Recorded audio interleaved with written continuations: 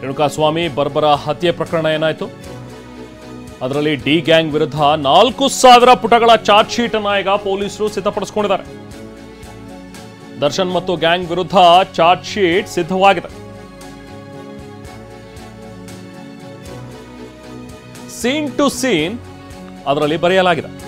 ರೇಣುಕಾಸ್ವಾಮಿ ಕಿಡ್ನಾಪ್ನಿಂದ ಹಿಡಿದು 4 ಜನ ಬಂದು ಸರೆಂಡರ್ ಆದ್ರಲ್ಲ, ಅಲ್ಲಿವರೆಗೂ ಕೂಡ ಸೂಕ್ಷ್ಮಾತಿ ಸೂಕ್ಷ್ಮ ಡೀಟೇಲ್ಸ್ ಪ್ರತಿಯೊಂದನ್ನು ಕೂಡ ಚಾರ್ಜ್ ಶೀಟ್ನಲ್ಲಿ ಉಲ್ಲೇಖ ಮಾಡಿದ್ದಾರೆ. ಹಾಗೆ ಯಾವುದೇ ಸಾಕ್ಷ್ಯಗಳನ್ನ ಕೂಡ ಪೊಲೀಸರು ಬಿಟ್ಟಿಲ್ಲ. ಎಲ್ಲಾ ಸಾಕ್ಷ್ಯಗಳನ್ನು ಕೂಡ ಸಂಗ್ರಹಿಸಿದ್ದಾರೆ. ಕೇಸ್ನಲ್ಲಿ ಸಿಆರ್ಪಿಸಿ 164 ಅಡಿಯಲ್ಲಿ ಹೇಳಿಕೆಗಳನ್ನ ಕೂಡ ದಾಖಲು ಮಾಡಿಕೊಂಡಿದ್ದಾರೆ. 25 ಸಾಕ್ಷ್ಯಗಳು ನ್ಯಾಯಾಧೀಶರ ಮುಂದೆ ಹೇಳಿಕೆಯನ್ನ ನೀಡಿವೆ. ಸಾಕ್ಷಿಗಳು ಎದುರು ಬಿದ್ದ ಉಲ್ಟಾ ಏನಾದರೂ ಹೊಡೆದು ಬಿಡಬಹುದು ಸಾಕ್ಷ್ಯಗಳು ಅಂತ ಹೇಳಿ, ಹಾಸ್ಟೈಲ್ ಆಗಬಹುದು ಅಂತ ಹೇಳಿ, ಹಾಸ್ಟೈಲ್ ಎವಿಡೆನ್ಸ್, ಸೊ ಅದನ್ನು ಕೂಡ ಮಾಡ್ಕೊಂಡಿದ್ದಾರೆ. ಈ ಹಿನ್ನೆಲೆ ಸಿಆರ್ಪಿಸಿ 164 ಅಡಿಯಲ್ಲಿ 25 ಜನರ ಸಾಕ್ಷ್ಯಗಳನ್ನು ದಾಖಲು ಮಾಡ್ಕೊಂಡಿದ್ದಾರೆ. ಸೊ ಒಟ್ಟಿನಲ್ಲಿ ಕೇಸ್ ಸ್ಟ್ರಾಂಗ್ ಮಾಡಿದ್ದಾರೆ ಪೊಲೀಸರು ಕೂಡ. ಈಗ ಚಾರ್ಜ್ ಶೀಟ್ನಲ್ಲಿ ಏನೇನು ಅಂಶಗಳಿವೆ ಅನ್ನುವಂಥದ್ದು ಇನ್ನೇನು ಅದ್ರ ಬಗ್ಗೆನೂ ಕೂಡ ಒಂದಷ್ಟು ಡೀಟೇಲ್ಸ್ ಲಭ್ಯವಾಗುತ್ತೆ. ಅದನ್ನು ಕೂಡ ನಿಮ್ಮ ಮುಂದೆ ಇಡ್ತೀವಿ. ಒಟ್ಟಿನಲ್ಲಿ ಸೂಕ್ಷ್ಮಾತಿ ಸೂಕ್ಷ್ಮ ವಿಚಾರಗಳನ್ನು ಕೂಡ ಈ ಚಾರ್ಜ್ ಶೀಟ್ನಲ್ಲಿ ಹಾಕಿದ್ದಾರೆ.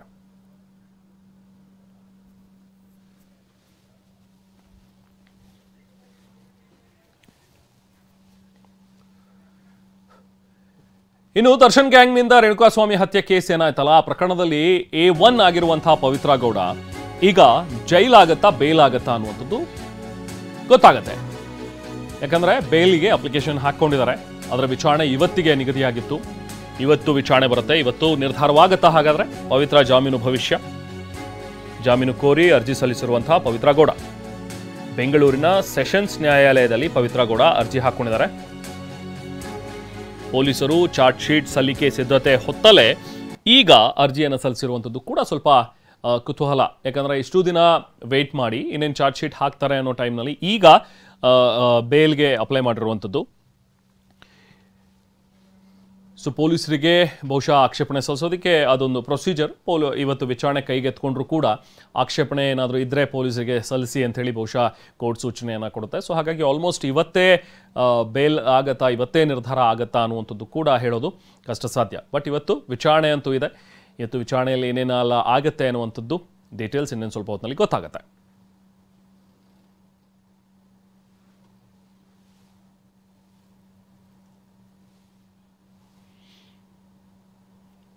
ಸೊ ಒಂದು ಕಡೆ ಈಗ ಪೊಲೀಸರು ಚಾರ್ಜ್ ಶೀಟ್ ಹಾಕೋದಕ್ಕೆ ಸಿದ್ಧತೆಯನ್ನು ಮಾಡ್ಕೊಳ್ತಾ ಇದ್ದಾರೆ. ಇನ್ನೇನು ಒಂದು 15 ದಿನ ಬಾಕಿ ಇದೆ ಈಗ ಪೊಲೀಸರಿಗೆ ಚಾರ್ಜ್ ಶೀಟ್ ಹಾಕೋದಕ್ಕೆ. ಸೊ ಚಾರ್ಜ್ ಶೀಟ್ನಲ್ಲಿ ಏನೇನು ಇರುತ್ತೆ ಅನ್ನುವಂಥದ್ದು ಡೀಟೇಲ್ಸ್ ಇನ್ನೇನು ಸ್ವಲ್ಪ ಹೊತ್ತಿನಲ್ಲಿ ಗೊತ್ತಾಗುತ್ತೆ. ಇನ್ನು ಇವತ್ತಿರುವಂತಹ ವಿಚಾರಣೆ ಮತ್ತಷ್ಟು ಡೀಟೇಲ್ಸ್ ಪಡೆಯೋಣ ನಾವು ಪ್ರತಿನಿಧಿ ಶಿವಪ್ರಸಾದ್ರಿಂದ. ಶಿವಪ್ರಸಾದ್, ಈಗ 2 ವಿಚಾರಗಳು. ಒಂದು, ದರ್ಶನ್ ವಿರುದ್ಧ ಚಾರ್ಜ್ ಶೀಟನ್ನು ತಯಾರು ಮಾಡ್ತಾ ಇರುವಂತಹ ಪೊಲೀಸರು ಸೂಕ್ಷ್ಮಾತಿ ಸೂಕ್ಷ್ಮ ಡೀಟೇಲ್ಸನ್ನು ಕೂಡ ಇವರು ನಮೂದು ಮಾಡ್ತಾ ಇದ್ದಾರೆ ಅಂಥೇಳಿ ಏನು ಇನ್ಸೈಟ್ಸ್ ಲಭ್ಯವಾಗ್ತಾ ಇದೆ ಈ ಚಾರ್ಜ್ ಶೀಟ್ ಬಗ್ಗೆ. ಜೊತೆಗೆ ಪವಿತ್ರ ಇವತ್ತು ಬೇಲ್ ಭವಿಷ್ಯ ಕೂಡ ನಿರ್ಧಾರವಾಗುತ್ತೆ ಅನ್ನುವಂಥ ಒಂದು ವಿಚಾರ. ಶಿವಪ್ರಸಾದ್.